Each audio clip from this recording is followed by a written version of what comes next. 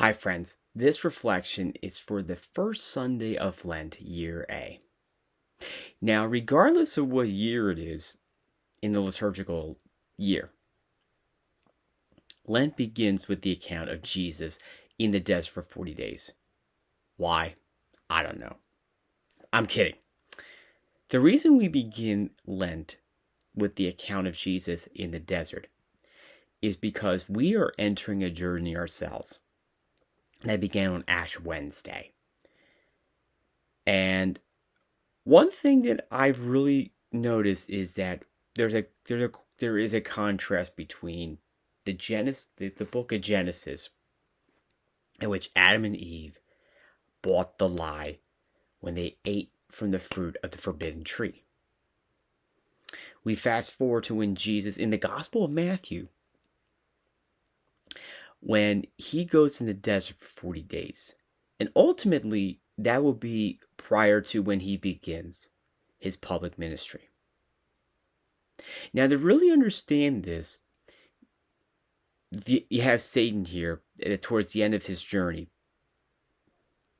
And Jesus does admit he does hunger. But then Satan comes to the picture. And 3 times, maybe there was more times, that he would tempt Jesus into doing this, into doing that, so on and so forth. But what we see here is that Jesus resists the temptation. Now, when I look at these readings for the first Sunday of Lent, I look at it 2 ways. First off, Christians all have a common enemy. A majority of them has waved the white towel. This is not to judge anyone or anybody. But we all have a common enemy, and that is Satan. You see, friends, Satan wants us to fail. He wants us to be seduced, at the same time reduced to his minions. He wants us to not strive for virtue, but rather strive for vice.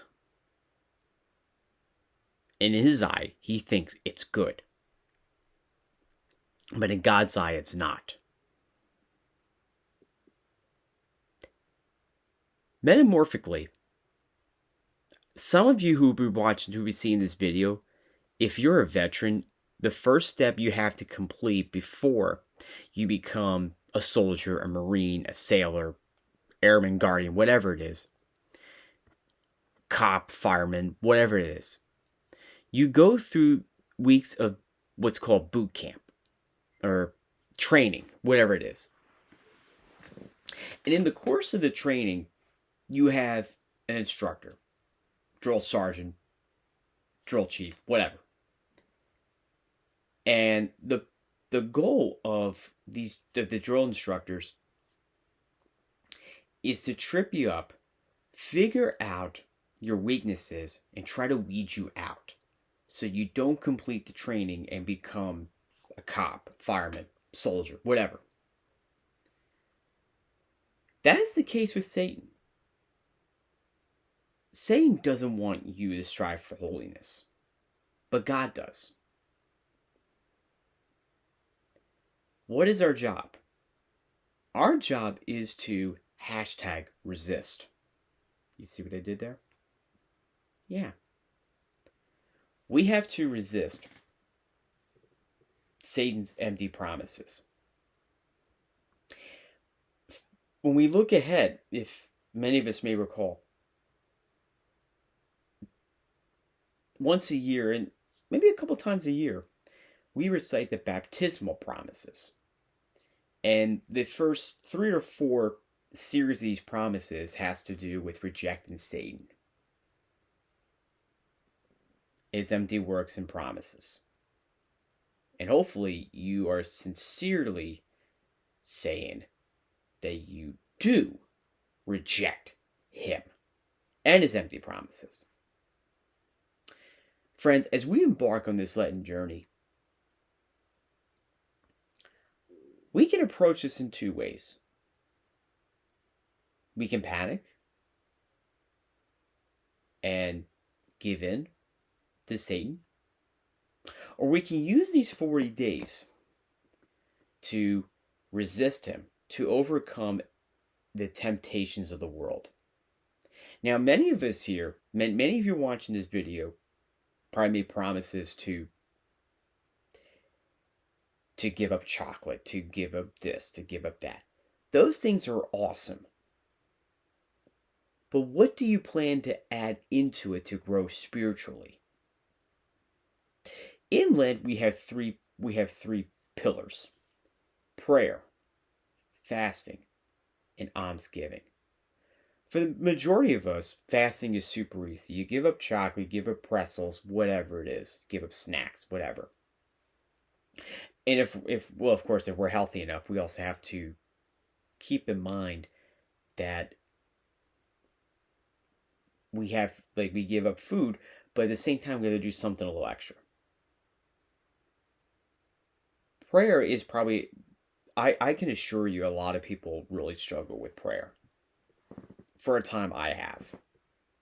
You see, friends, Satan wants to fill you with the lie that you don't have time for prayer. But in reality, you do.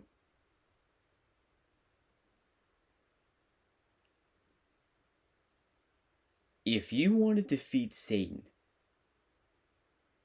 the most important weapon to defeat him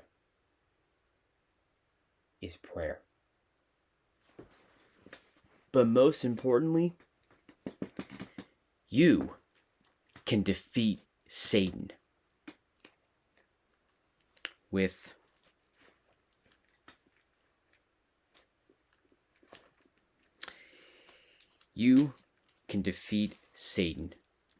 this. Padre Pio reminds us that this is the weapon of our time.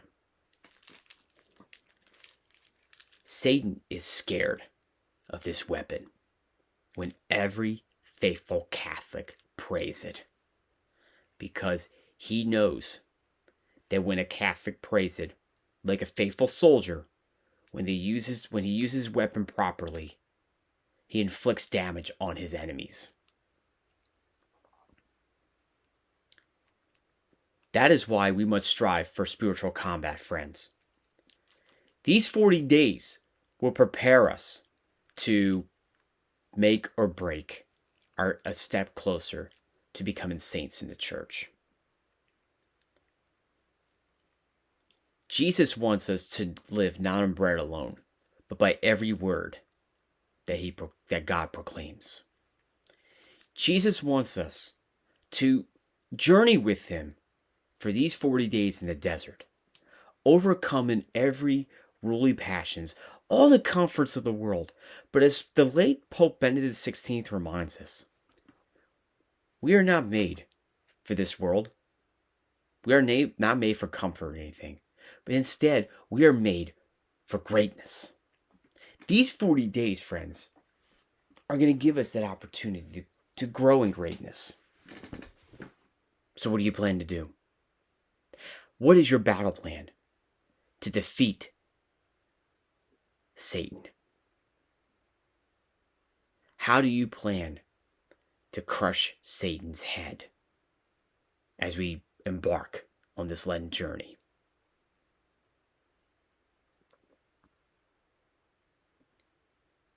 Onward, Christian soldiers. Fight on until the war is over.